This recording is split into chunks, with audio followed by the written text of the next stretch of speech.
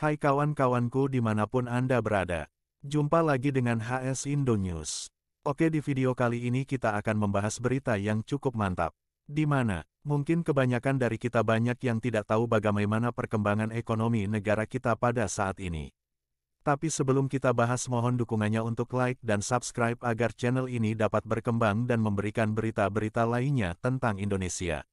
Oke, mari kita lanjut. Dikutip dari laman presidenri.co.id, bahwasanya Bapak Presiden kita, Presiden Jokowi menyampaikan bahwa ekonomi Indonesia diperkirakan akan tumbuh 5,1% pada tahun 2023, dan 5% pada tahun 2024. Presiden Joko Widodo menggelar pertemuan dengan Direktur Pelaksana Dana Moneter Internasional IMF Kristalina Georgieva, di Hotel Riga Royal, Hiroshima, Jepang, pada Sabtu, tanggal 20 Mei tahun 2023.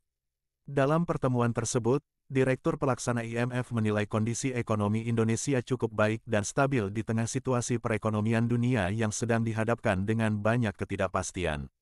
Di tengah situasi ekonomi dunia yang diwarnai banyak ketidakpastian, ekonomi Indonesia cukup baik dan stabil dengan pertumbuhan ekonomi yang jauh di atas rata-rata pertumbuhan ekonomi dunia, ucap Kristalina. Berita yang cukup mantap nih bos, di saat negara lain banyak yang mengalami penurunan setelah pandemi, negara kita tetap baik dan stabil, dan semoga negara kita terus berkembang menjadi negara maju. Sementara itu, Presiden Jokowi menyampaikan bahwa ekonomi Indonesia diperkirakan akan tumbuh 5,1% pada tahun 2023, dan 5% pada tahun 2024. Melihat hal tersebut, IMF berharap Indonesia dapat ikut serta dalam memberikan bantuan kepada negara berkembang lainnya. IMF harapkan bantuan Indonesia kepada negara berkembang lain, terutama di bidang pengentasan kemiskinan, kata Kristalina. Direktur Pelaksana IMF juga menilai bahwa Indonesia memiliki peran penting di tengah situasi dunia yang sedang menghadapi banyak tantangan saat ini. Indonesia dinilai mampu untuk menjalin hubungan dan berkomunikasi dengan semua pihak. Indonesia dapat berbicara dengan semua negara, semua pihak, dan di tengah dunia yang hadapi banyak tantangan seperti saat ini, diperlukan lebih banyak lagi peran seperti yang dimainkan oleh Indonesia, tandasnya. Di samping itu, Presiden Jokowi juga menyambut baik peluncuran agenda kebijakan global IMF serta pembentukan early warning system yang dinilai penting.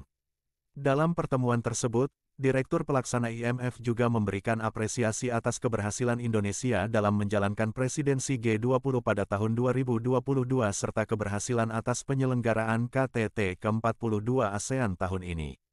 Selamat atas keberhasilan Indonesia dalam menjalankan presidensi G20 tahun lalu dan juga atas penyelenggaraan KTT ke-42 ASEAN di Labuan Bajo, ucap Kristalina.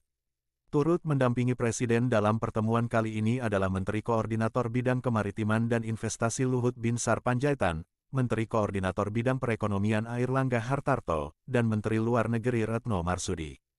Kita doakan saja bos, semoga Indonesia masuk 5 besar kekuatan ekonomi dunia dan terus berkembang menjadi negara maju. Jayalah NKRI, jayalah negeri. Salam khas Indo News.